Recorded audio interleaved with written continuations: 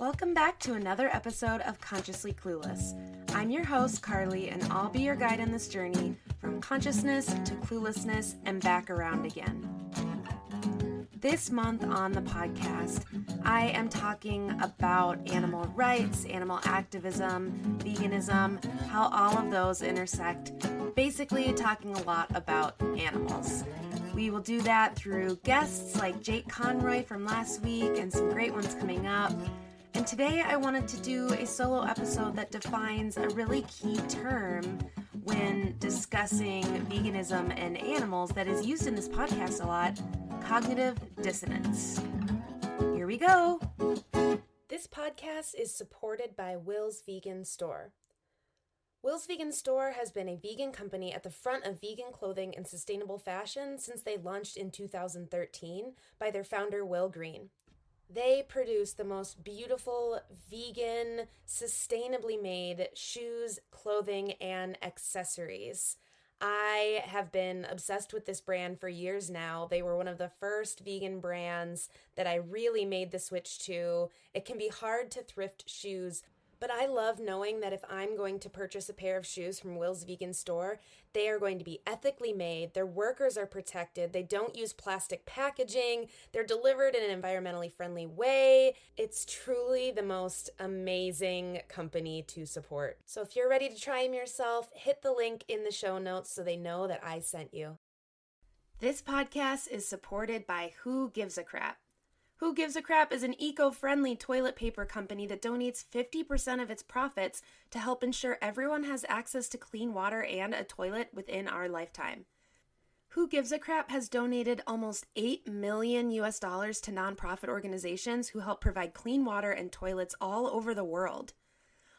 Who Gives a Crap is delivered straight to your door with carbon neutral delivery. I love that it comes that way. I don't have to think about it. It's an automatic subscription, and I want you to try it. You can check out Who Gives a Crap and get $10 off your first order over $54 with the code CARLY10. That's CARLY 10, or check out the link in the show notes. So, what the heck is cognitive dissonance, and why would I devote a whole podcast episode to a term you should be looking up on a psychology website? Well, I am so glad you asked.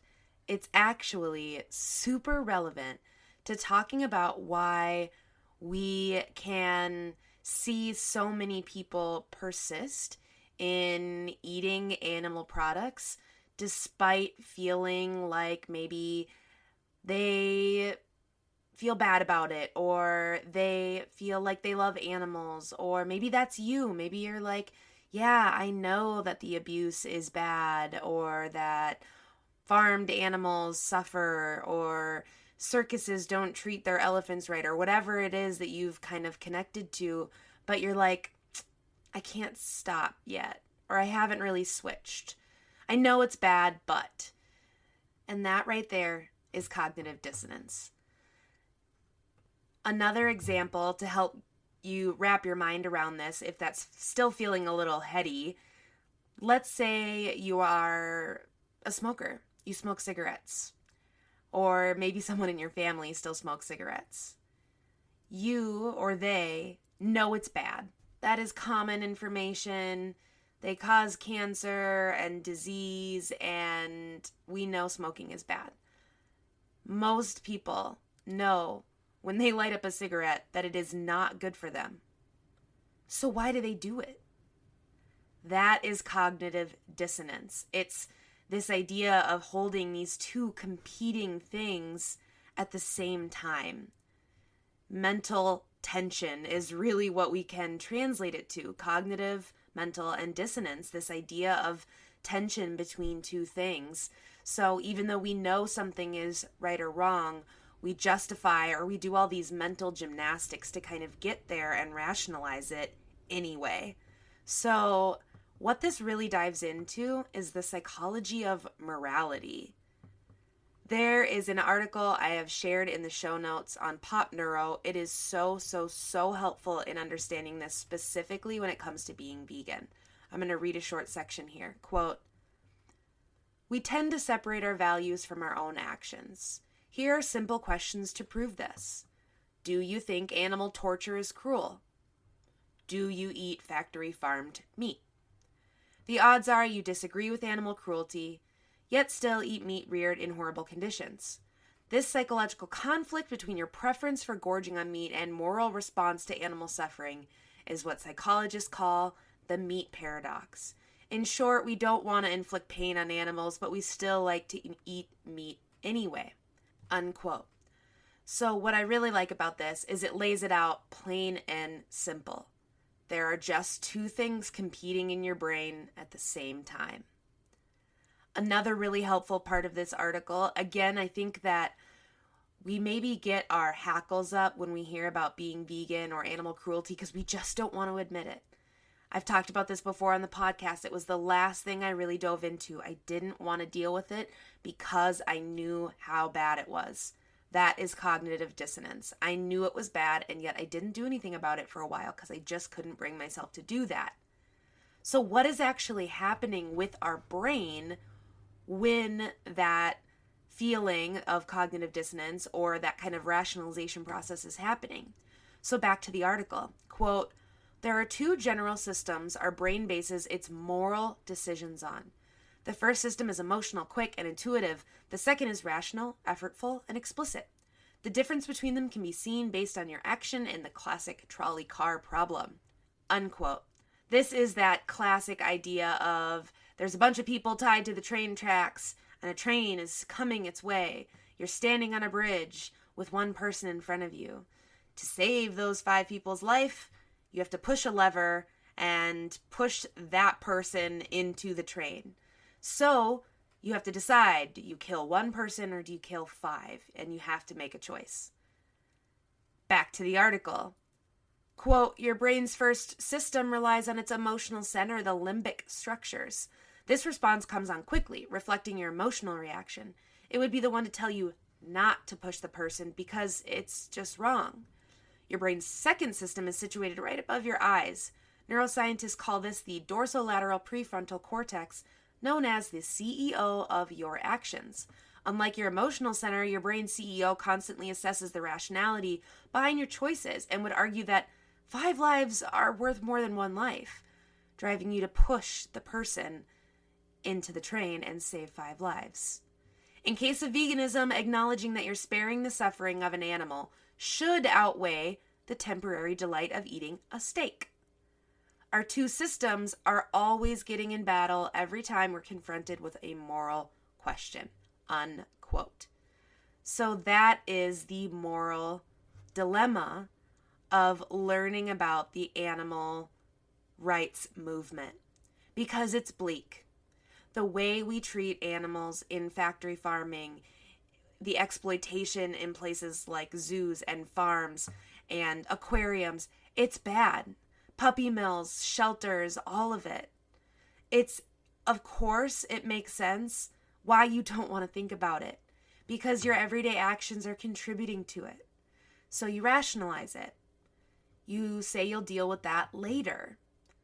That is the cognitive dissonance. You are kind of going rogue and going against the thinking systems. You are not making the rational choice. So you feel this bit of tension and it's really, really uncomfortable. That's why you maybe get defensive when people talk to you about being vegan.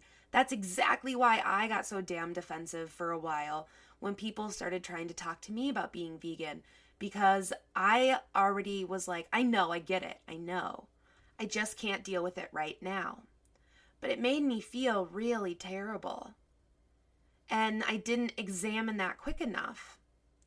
So it just made me feel terrible for a while. I didn't really know what to do. I didn't want to start. I didn't want to think about animal cruelty because I thought I couldn't really do anything.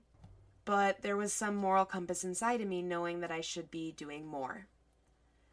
So that is cognitive dissonance. That is a psychological thing you are doing with this situation or many others that you might not even realize. But it is causing you distress, whether it is when you hear people talking about being vegan, or other things that you push through even though you know it's not the right thing.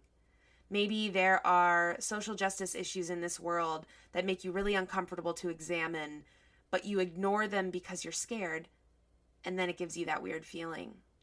That's cognitive dissonance. You know what you should be doing, but you haven't started. So here is something that might make you think a little differently about this. This idea of cognitive dissonance, this idea of a moral dilemma that people experience with wanting to or not wanting to eat animal products, it's being exploited. Marketing executives are good at their job for a reason. We buy things for a reason. We get sucked into buying things for a reason, right? A lot of the times it's marketing. So these companies that sell animal products, they know exactly how to, and this is a new term I learned when doing research for this episode, neuromarket towards this specific issue. So we see tricks used to numb our feeling towards animal suffering. If you see a gallon of cow milk, you often see a cow standing in a pasture, smiling, and they look like they are just the happiest little being on the planet. But we know that's simply not true for cows or whatever happy animals being depicted actually in these situations. So it's being exploited because then when someone confronts you with this information, you can look at all this other information you've gotten from the world that says, see, it's not that bad. Please still buy our products. So the animal looks cuter on the package, round cartoon eyes, or they really just aren't showing the animal at all. They're not really wanting to remind you that their products came from an animal, maybe until you read the fine print. So we know that this happens. It's a natural psychological thing that sometimes we all do to rationalize actions in our lives. I am not above this. You are not above this. We all do this. So why does it matter? Maybe you're like, okay, great. I have a mechanism that keeps me doing the things I want so I don't have to examine it. In my experience, that doesn't last forever. Like any of those moments where you are ignoring your intuition, it probably will only get louder and louder and louder. So it is a great idea when you start learning about this, because I remember when I learned about cognitive dissonance, it started to make so many things make sense. And it was a reason to say, see, there are other factors that contributed to me continuing to do the things I didn't think were great things. There are other things that made me feel like it was okay. Not to push blame, because ultimately at the end of the day, it's on me, it's on you, it's on all of us. And it's on pressuring companies and big global organizations. It's on all of us to do that work, not just individually. It's on all of us. But there are reasons we hold off. So you don't have to feel bad when these normal responses that are kind of keeping our brains safe in that moment happen. But when you start to notice it happening, I encourage you to pause and think about, why am I getting this weird feeling? You have to face conversations about humanity. You have to accept the fact that sometimes we are hugely hypocritical humans, and it has to be examined. We can attempt to look at where that came from. It's often probably not you. And then we can figure out how to move forward. We can make choices every day that free us from those kind of moral problems that are giving us this fraught inner anxiety that we might not even be cognizant of.